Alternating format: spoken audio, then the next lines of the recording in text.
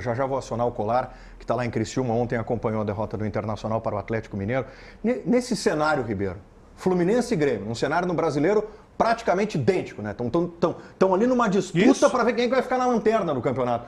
Olha para o campeonato, foca nos 45 e trata como a Libertadores ali na frente em agosto. Ah, aí que tá. Esse é um... Porque daqui a pouco deposita esperança na Libertadores, deixa o Campeonato Brasileiro de lado. Quanto tempo falta para o confronto da Libertadores? Metade do mês de agosto. Mais de um mês, é. O Grêmio tem que sair desse sufoco.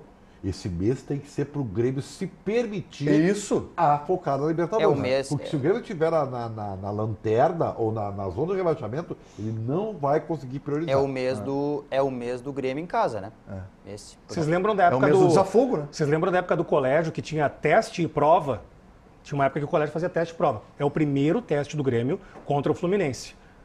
Primeiro para fazer isso que o Ribeiro disse, se permitia sair de uma situação completamente constrangedora.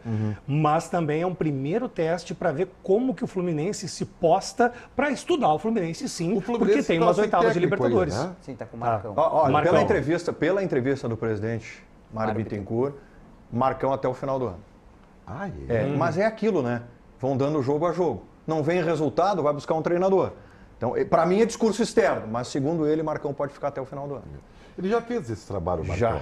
Já. Ele sempre faz. Step. Senhor Lucas Colar, muito boa tarde. Bem-vindo. Boa tarde, né? Eu só queria pegar um gancho com o que disse o Diogo lá no começo do programa, né? Exaltando o Roger Machado e trazendo para o debate de vocês em relação ao Grêmio, né? Porque o que me parece, né, escutando vocês falar, em especial aqueles que são identificados, né, com o Grêmio, o Diogo e o Pedro Espinosa, em relação, né, ao rendimento do time sob o comando do Renato, né? Porque quando a gente debate sobre o Grêmio aqui, no momento atual, se fala de que o Alberto Guerra, presidente, né, ele precisa tomar as rédeas, que o Antônio Brum está esvaziado, que o Vivian não tem uma capacidade de achar jogadores, né, para solucionar um problema do Grêmio no mercado, na janela de transferências, que o Renato está sobrecarregado, que tirar o Renato seria muito ruim. Mas todo jogo do Grêmio, vocês vêm aqui e falam que foi uma atuação lamentável, né, que não conseguiu ter um repertório, né, que o gol foi uma obra do acaso.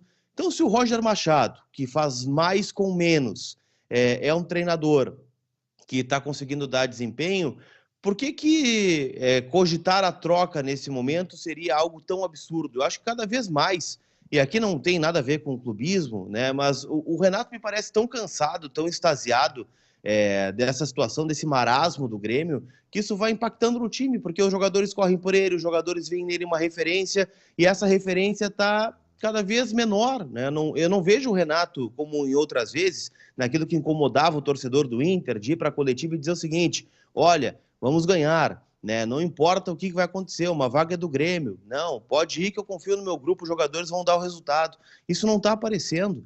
Então, eu não sei se esse impacto não é sentimental a palavra, mas emocional daqui a pouco, né? A figura do líder, né, não está tão forte, né, que os jogadores não conseguem desempenhar. Então, assim, eu acho que o time grande, quando entra nessa situação de zona de rebaixamento, de lanterna, vai ter um confronto direto contra o Fluminense, uma não vitória já começa de novo, né? Poxa vida, voltamos para o Rio Grande do Sul e ainda não deu certo.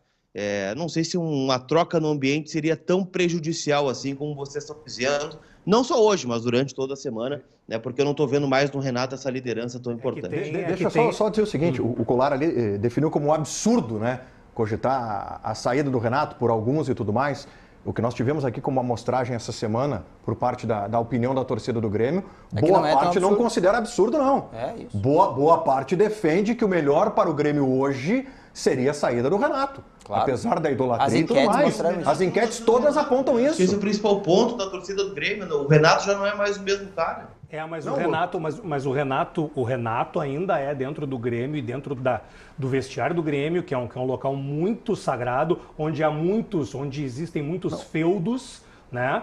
Cada um com a sua cabeça, são 30 e poucas cabeças, ele tem que administrar essas cabeças, cada uma no seu feudo. O Renato ainda é uma espécie de muro de contenção para uma série de coisas que acontecem nos bastidores acima em gabinetes do presidente, em gabinetes dos vices de futebol, dos próprios conselheiros que adoram entrar em vestiário para causar uma cisânia ou outra, que agora não deve estar acontecendo por causa do Renato. O Renato ainda internamente sim. O Renato ainda blinda muita coisa. Mas eu para tenho uma internamente sim.